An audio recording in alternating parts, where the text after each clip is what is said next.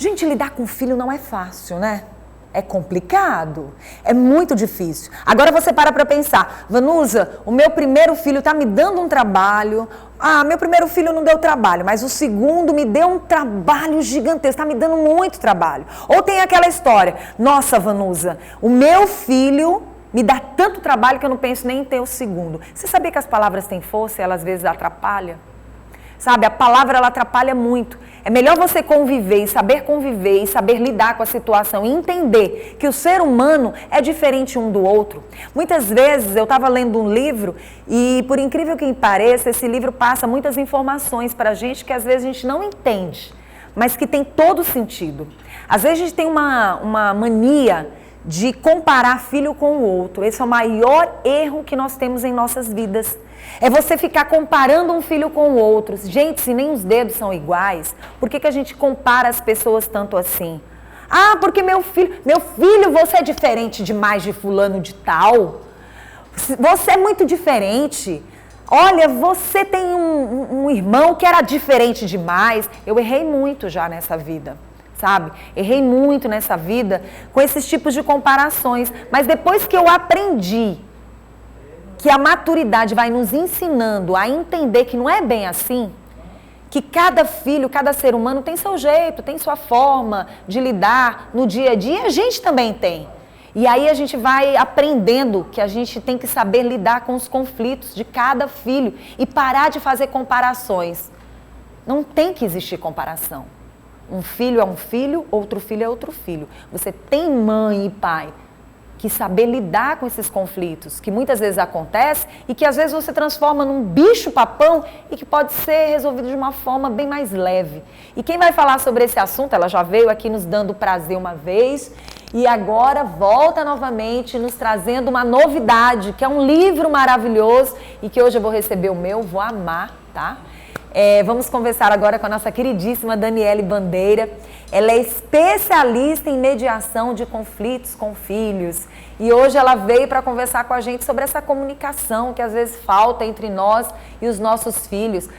Não é fácil lidar com filhos, mas filhos também às vezes encontram dificuldades para lidar com os pais, com as mães. Porque eles podem, de uma certa forma, dar um pouquinho de trabalho, mas às vezes o pai também dá um trabalho e a mamãe também. E aí a gente pode lidar com essa situação de uma forma mais leve, ou não, Daniele? Sim, estamos todos em processo de aprendizagem, Sim. A grande questão é essa. E quando a gente exerce a nossa autoridade, nessa relação de poder que tem entre nós e os filhos, muitas vezes a gente parte do pressuposto que a nossa verdade é absoluta. E a estratégia é, a gente precisa flexibilizar, estar atento, escutar os nossos filhos. Daí você falou da importância de entender a individualidade de cada um. Por isso que comparar é muito desencorajador, porque aquele que é comparado, ele se sente inferior, ele mexe muito na autoestima dele, porque ele vai ter um parâmetro, de repente, que ele não enxerga, que ele não sabe. O ideal, para mediar, a gente pode ajudar os nossos filhos, ou ensinar os nossos filhos a comparar-se com ele mesmo. Exemplo, quando você conseguiu atingir um determinado objetivo, o que foi que você fez, filhos? Vamos pensar juntos. Porque todos nós, algumas vezes, acertamos e outras erramos, falhamos. Quando a gente falha, como é que a gente pode usar isso para aprender? E a gente não gosta, né? Não a gosta. gente não gosta muitas vezes. Olha, Sim. A realidade tem que ser dita. Nós que somos adultos, que já estamos com uma certa maturidade ou não, Sim. estamos no aprendizado todo dia, a gente não gosta dessas cobranças.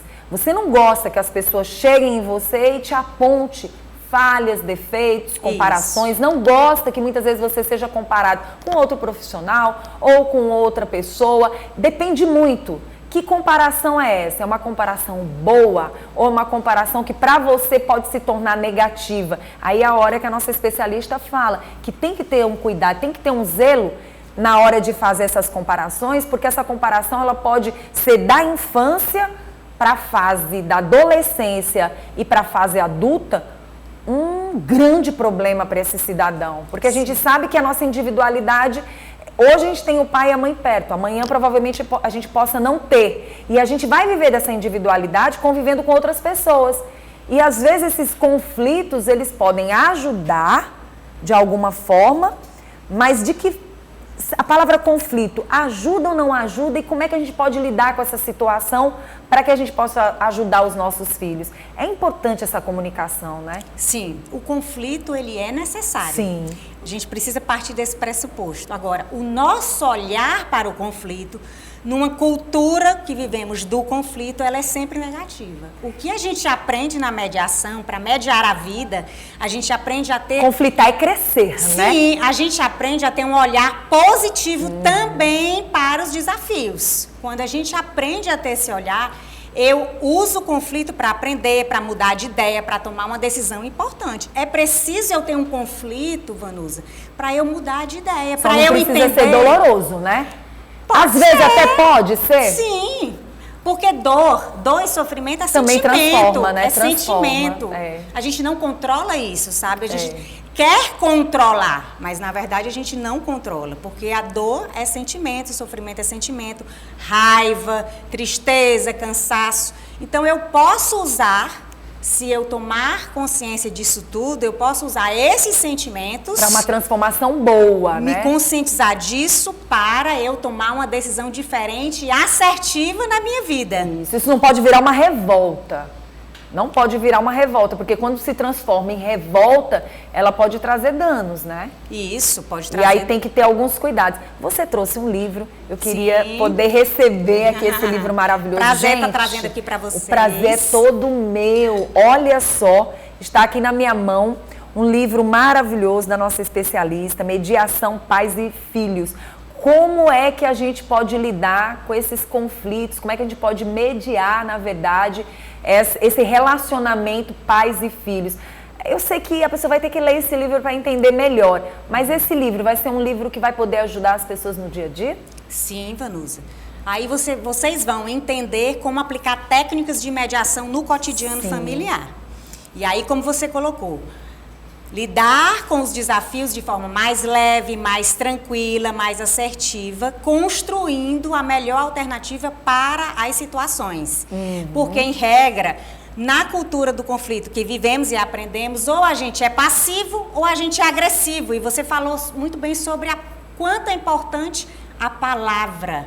E, geralmente, ou a gente não fala, a passividade... Calar demais, a gente não se expressa, então a gente não diz a verdade. Então a gente deixa de ser autêntico e as pessoas precisam entender o que eu penso, o que eu quero, o que eu gosto para convergir. Ou então eu uso a palavra para agredir. Ou eu não uso a palavra, sou passivo, ou eu uso a palavra para agredir. Então a gente aprendeu isso na cultura do conflito. Como é que eu construo a paz na minha casa? Como é que eu previno e resolvo conflitos na minha casa, primeiro na minha casa e depois na sociedade, no ambiente de trabalho? Tem que ser uma comunicação bem assertiva para que a gente possa entender que algo vai dar bons frutos, né? Na verdade, filho é sempre prazeroso. A gente tem momentos de conflitos, mas a gente sabe que lá no íntimo da gente, o filho é a nossa razão do dia a dia, são os objetivos que a gente quer atingir, o foco que a gente quer trazer para a gente. No dia a dia você tem esse gás que nos faz todos os dias levantar e dizer: eu estou batalhando, eu estou lutando por um propósito. E queira ou não queira, quem tem filhos sabe que tudo que faz é pensando neles. E aí eu fico pensando que nesse livro deve ter algo muito interessante que pode nos ajudar no dia a dia. Acredito que você tenha buscado, através das suas palavras, oportunidade que vai estar nesse livro de muita gente ser ajudado a se livrar de situações que às vezes são tão chatas. E algo que me chama bastante atenção, que eu acho que você pode também falar, é que é importante o pai ou a mãe que esteja passando por um problema de saúde, por uma situação dele, poder dizer para o filho: olha, hoje não é o melhor dia para a gente conversar sobre esse assunto, ou hoje eu não estou legal e eu estou falando com você desta forma, um pouco mais com voz alta e tudo, mas é porque nesse momento eu estou chateada com sua atitude, mas eu também tenho os meus problemas. É errado você demonstrar que existem duas situações dentro de uma que também está chegando, de uma outra que está chegando, ou não? Isso é que é assertividade. Isso que você falou é que é assertividade. A autenticidade. Você estou passando por um momento difícil. Fala autêntica. A melhor alternativa é aquela que vai de encontro com a verdade. Então eu preciso estar de encontro com a minha verdade no primeiro momento, bem, como pai, e como você mãe. está errado. Mas e também com a verdade do filho. Como é que eu faço isso? Vamos aqui para uma situação concreta. Sim. Uma birra, que é muito comum. O que está por trás de uma birra? Geralmente a gente está criticando os nossos filhos. São muito chatos, são muito exigentes, são as palavras têm muito força. zangados. Olha as palavras que você bem está colocando desde o início. Então a gente rotula. Isso é cultura do conflito. A gente está rotulando as pessoas o tempo todo, julgando elas o tempo todo. Como é que eu saio para a assertividade? Primeiro ponto, a melhor alternativa para essa situação depende de cada situação. Se eu tiver, nesse momento, paciência como pai e mãe, se eu tiver tempo para lidar com aquela situação, então eu vou gerenciar ali um diálogo mais longo. Exemplo, filho, estou percebendo que você está chateado, que você está zangado. O que está acontecendo? Faço uma pergunta sem julgamento. Ali eu abro um diálogo. Escuto o meu filho. Ah, Dani, mas de repente ele não sabe se expressar, não sabe falar. Não tem problema, você aplicou a estratégia.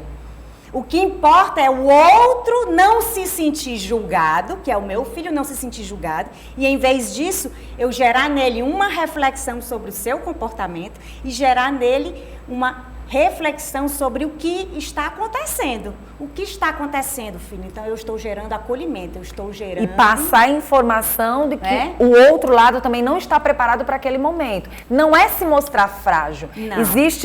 Deve existir uma diferença entre você manter esse respeito do teu filho para com você, mas ao mesmo tempo de uma forma leve, né? Sim, respeito. Princípio do respeito também é necessário para a assertividade. E o respeito, ele acontece quando eu me respeito e ao mesmo tempo respeito o meu filho. Se eu estou dizendo para ele, numa outra situação da birra, eu não estou bem, eu nesse momento, além dele estar birrando, ele tem uma raiva, provavelmente por trás da birra existe o sentimento de raiva do meu filho e aquilo está causando uma raiva em mim. Como é que eu vou ser autêntico nesse momento? Eu vou dizer, filha, eu estou com raiva disso. Não de você, dessa situação, separar o filho do problema. Eu estou com raiva desse comportamento, eu estou com raiva da sua birra, eu não tenho condição de lidar com isso agora. Então, a mamãe vai dar uma pausa. Vamos dar uma pausa?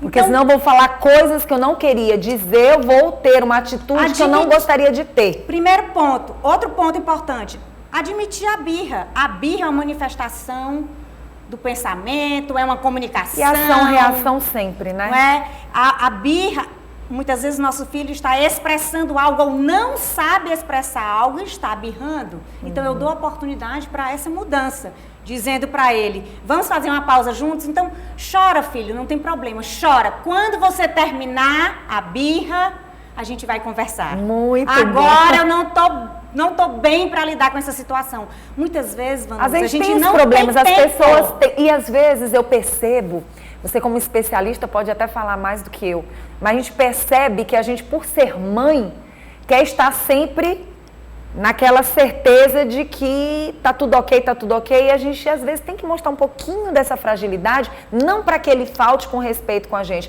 mas para que a gente mostre que existem momentos também que pra gente é frágil. Isso é frágil. Se sempre tá tudo bem, eu não estou mostrando a realidade, a verdade para o meu filho, não estou sendo autêntico. E nem está encontrando esse diálogo, nem está encontrando essa amizade. Eu estou perdendo a oportunidade de validar sentimentos, de mostrar os meus sentimentos, porque quando eu digo para ele, eu estou chateada e você também, então nós estamos.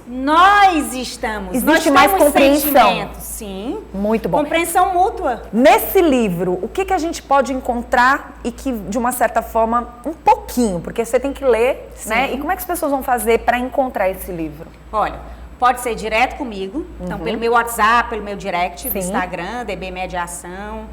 Qual Pode é o ser Instagram?